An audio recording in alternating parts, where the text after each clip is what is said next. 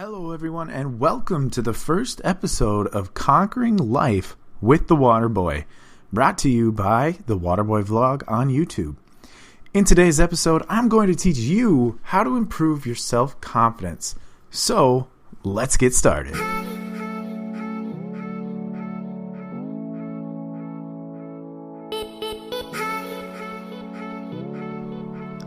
Welcome to the Conquering Life podcast.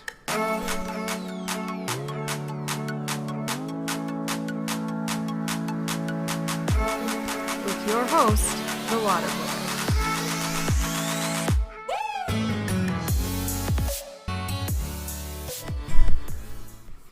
Self-confidence is one of the most difficult things to improve on. In fact, a lot of people will say that it's something that you can't work on and that it's just like your DNA. Well, I'm here to tell you that is simply not true. Although it's tough, you are able to improve your self-confidence. Just recognize that it's going to take time and practice in order to do so. One of the most important things you can do in order to start building up your self-confidence is questioning your inner critic. And more often than not, people have low self-confidence, not because other people are consistently putting them down, but because they are constantly putting themselves down. So a lot of us, we doubt ourselves, which is holding us back from reaching our full potential.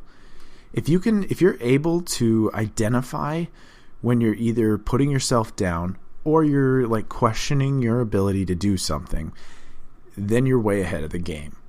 Now, if you currently are not able to identify when you're putting yourself down or questioning yourself, you need to start paying attention to your thoughts so that you can pinpoint exactly when you're having these negative thoughts about yourself. And once you're able to recognize when you're in the moment of putting yourself down, then you have to question why you don't feel like you can complete the current task, or why you're thinking to yourself that you're a failure. So literally, after every negative thought that you have about yourself, I want you to question it. For example, if you think to yourself, man, this is too hard and I'm a failure, I want you to ask yourself, what evidence is there to support the thought that I'm a failure? And put an immediate halt on that negative thought. By doing this enough, you're constantly training yourself to not have those hurtful thoughts because you are continually proving that they're wrong. And once you think yourself out of that negative self-thought, take the time to congratulate yourself. Now, I know this sounds weird, but trust me, it works. So stick with me on this one for a little bit. So actually, in fact, you should find multiple little things throughout the day that you can congratulate yourself on. So if you made a deadline at your job, congratulate yourself. You got a higher score than expected on that test, congratulate yourself. You had a really successful bowel moment, go ahead and congratulate yourself on that too. Finding little things like this throughout the day, no matter how meaningless they are, and congratulating yourself for accomplishing them can be a huge confidence booster. So now, you're eliminating the negative thoughts you're having about yourself. You just congratulated yourself for what you just accomplished in the bathroom, and now when you walk out of that bathroom, own it. And what I'm talking about here is body language. There are certain things that people do that can portray just how confident a person is about themselves. One of the biggest identifiers for low self-esteem is putting your head down when you walk by someone. Think of it like this. When you walk by someone and you look at the ground, it looks like you're not worthy of looking up because you are so inferior to the other person. But you're not. You don't even know that other person or what their story is, so there's no need for you to feel inferior to them. So what I want you to do is start practicing walking through a crowded place, for example, a mall, and just count how many times you look down at the ground in order to avoid making eye contact with someone.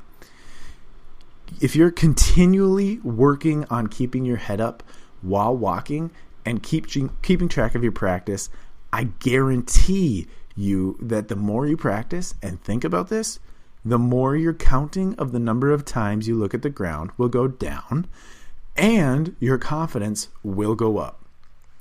Now, since we are on the topic of our bodies, one other thing that can be extremely beneficial is doing one healthy thing for your body each day. You would not believe how much better you'll feel about yourself just by doing one healthy thing during the day. You know, that can be taking a 10-minute walk, eating a salad instead of fast food, or even simply just like substituting an unhealthy snack for a healthier option. Because when our bodies feel good, it's telling our brain that we're feeling good, and our confidence will go up greatly.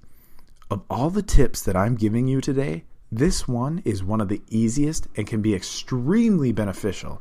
So please just give it a try. And so now that I gave you the easy change, it's time to give you the hardest change. Buckle your seatbelts, because here we go. And the hardest change is eliminating negative people from your life. Even if it's your best friend, if they're not positive about any of the lifestyle changes that you want to make for yourself, I'm sorry, but it's time to say goodbye to that best friend. And honestly, that person was never really your best friend to begin with if they're discouraging you from doing something that you think will make your life better and that ultimately is just going to make you happy. One thing that I highly encourage you to do is find a group of people that have the same ambitions as you do. If you want to be a writer, find friends who are also interested in writing. If you want to become like a fitness guru on like Instagram, something like that, go to the gym and make friends with the people that you see in the gym day in and day out. And nowadays with social media, it's easier than ever to find a group that has the same interest as you. And it's easy to reach out to them too.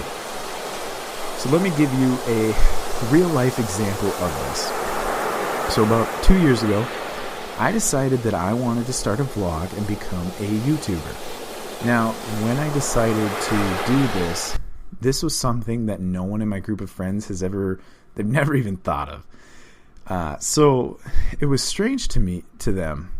And some of them supported the idea, and some of them, they just gave me crap and told me how stupid it was. And that is when I decided what individuals I would be cutting out of my life. This was something that I really wanted to do and that I have fun doing. And if they didn't support that, then I didn't need them in my life to constantly tell me how bad of an idea it is. I started joining like YouTuber Facebook groups, and in those groups, I just began talking to people and interacting with people in their groups. And that's that whole social media making it easier part that I was talking about. Now I have friends from all over the world that I can talk to anytime I want about what I love doing. Now, if you're able to cut those negative people out of your life, if you have made the commitment to say, you're not supporting my dream, I gotta let you go. That tells me that you're really serious about becoming